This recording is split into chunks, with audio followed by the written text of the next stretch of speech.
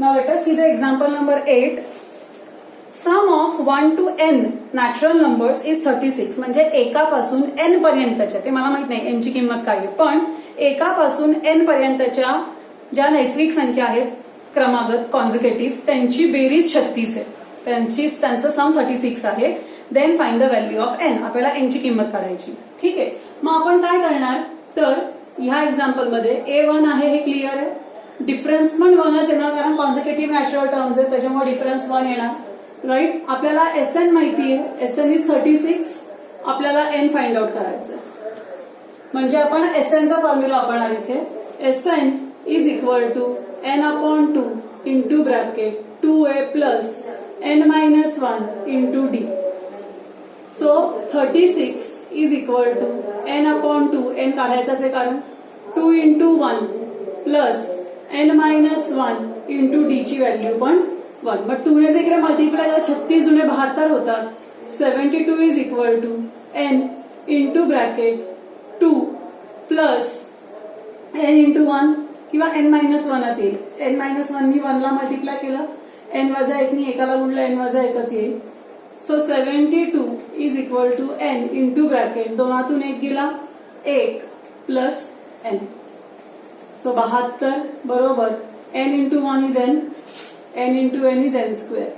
So n square plus n minus 72 is equal to 0. बघा इथे आपल्याला मिळालं क्वाड्रॅटिक इक्वेशन, वर्ग समीकरण मिळालं आपल्याला. इथे कसं मिळालं तुम्हाला कळालं असेलच. इथे आपण गुणलं आधी कंसाला, मग n स्क्वेअर प्लस n ला तसंच ठेवलं, 72 ला इकडे नेलं, पॉझिटिव्हचा निगेटिव्ह झाला आणि मग आपल्याला एक वर्ग समीकरण क्वाड्रॅटिक इक्वेशन मिळालं. आपल्याला सॉल्व्ह करायचंय.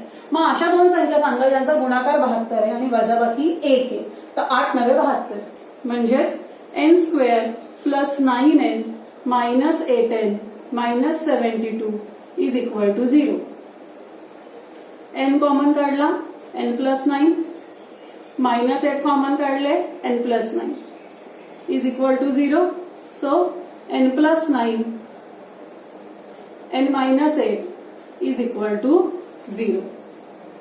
So n plus 9 is equal to 0 or n minus 8 is equal to 0. So n is equal to minus 9 or n is equal to 8. पण पदांची संख्या कशी निगेटिव्ह असेल, किंवा असं काही की माझ्याकडे -5 पद आहेत, माझ्याकडे -30 पद आहेत, असं शक्य नाही. So number of terms cannot be negative. Number of terms cannot be negative. म्हणजे पदांची संख्या ऋण असू शकत नाही. Therefore n is equal to 8. म्हणजे ती जी काय एपी आहे त्या एपी मध्ये किती पद आहेत, तर 8 पद आहेत. There are 8 terms in that AP. ठीक आहे, ज्यांची ऍडिशन किती आहे 36. So this is how we have solved the example number 8. Now we will see example number 9.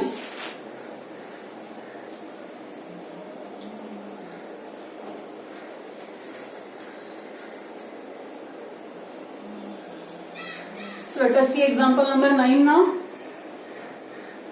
Divide 207 in 3 parts. म्हणजे 207 या संख्येचे आपल्याला 3 भाग करायचे, पण ते 3 भाग आपल्याला असे करायचे की त्याच्या 3 भागातल्या ज्या 3 संख्या आहेत they should be in AP, त्यांच्यामध्ये एपीचा संबंध असला पाहिजे. And product of 2 smaller parts will be 4623. आणि त्यातले जे 2 लहान पार्ट्स आहेत त्यांचा गुणाकार आहे 4623, म्हणजे 4623. आता आपण काय करूया, तुम्हाला जर आठवत असेल तर आपण ज्या वेळेला प्रॅक्टिस सेट 3.3 केला त्यामध्ये 3 कॉन्झिक्युटिव्ह टर्म्स, जे example number I think so 6 किंवा 7 होतं, तर त्यामध्ये त्यांनी म्हटलं होतं बघा, assume that 3 consecutive terms in an AP are a minus d, a and a plus d. तर ते इथे आपण वापरणार. Example number 9. Let assume that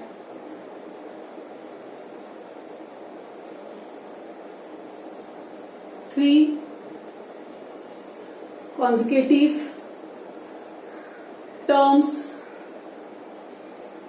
in an AP are a minus d, a plus d. म्हणजे आपल्याला जे 207 चे 3 भाग करायचे की जे एपी मध्ये असले पाहिजेत ते आता आपण 3 भाग काय मानलेत, a minus d, a and a plus d. आता यांची बेरीज 207 होणार आहे, कारण आपण 3 भाग केले 207 मध्ये, त्यांची ऍडिशन, त्यांचं सम 207 असणार आहे. So by the given first condition, दिलेल्या पहिल्या अटीनुसार, by the given first condition, दिलेल्या पहिल्या अटीनुसार, a minus d plus a plus d is equal to 207. आता हे सॉल्व्ह करूयात. हे बरोबर आहे, इथे मायनस पाहिजे. आता a minus d plus a plus d is equal to 207. Minus d plus d cancel. 3a is equal to 207. a is equal to 207 upon 3, म्हणजेच a इज इक्वल टू 3 × 18, खाली उरले 2, 3 × 9 = 27, म्हणजे a ची व्हॅल्यू काय आली, 69. आता आपल्याला डी ची व्हॅल्यू काढायची आहे, पण त्यासाठी आपल्याला दुसरी कंडिशन आपल्याला, दुसरी कंडिशन काय त्यांनी दिलेली आहे आपल्याला, दुसरी अट काय दिलेली आहे, प्रोडक्ट ऑफ 2 स्मॉलर पार्ट्स, 2 जे लहान भाग आहेत त्यातले 2 लहान भाग कोणते असतील, साहजिक आहे ए मायनस डी आणि ए, हे 2 लहान पार्ट आहेत, यांचा गुणाकार, यांचं प्रोडक्ट आहे 4623. म्हणजे bye the given second condition, a into a minus d is equal to 4623. Now all of you know the value of a, that is 69. 69 into 69 minus d is equal to 4623. So 69 minus d is equal to 4623 upon 69. ठीक आहे, तर आपण आधी 3 ने भाग लावूया. 3 दुणे 6, 3 त्रिक 9, 3 एका 3, खाली उरला 1, 3 5 15, खाली उरला 1, 3 चौक 12, खाली काहीच नाही उरले, 3 एके 3. So 69 minus d is equal to 1541 upon 23. मग 23 ने आपण भाग लावूयात 1541 ला. 23 एके 23, 23 पंचे भाऊ किती होतात, किंवा 3 चौक 12, 3 × 18, आपण 7 ने बघूया. 7 त्रिक 21, हातचे गेले 2, 7 दुणे 14, 15 16, नाही जास्त होत आहेत. 6 ने भाग लावून बघूया. 6 त्रिक 18, हातचा गेला 1, 6 दुणे 12 आणि 1 13, 6 चा भाग जाईल 138. बरोबर आहे. 14 तून 8 गेले 6, 4 तून 3 गेला 1, 1 तून 1 गेला 0, वरून खाली घेतले 1. 23 into 7 करा आता. 7 त्रिक 21, हातचे गेले 2, 7 दुणे 14, 15 16, म्हणजे 7 चा भाग गेला 161. सो आन्सर आलं 23 एके 23 आणि इथे आले 67. So 69 minus d is equal to 67. आणि मग आता आपण minus d is equal to 67 minus 69. So minus d is equal to -2. Minus minus cancel होतील. D is equal to 2. हे आपण काढले. आता आपल्याला त्या 3 टर्म शोधायच्या आहेत, किंवा त्या 3 टर्म शोधायच्या आहेत, किंवा 207 चे 3 भाग शोधायचे की विचारी नेटली. मग therefore first part is equal to a minus d. A ची व्हॅल्यू आलेली आहे 69. So 69 minus 2 that gives you 67. Then second part is equal to a, that equals to 69, and third part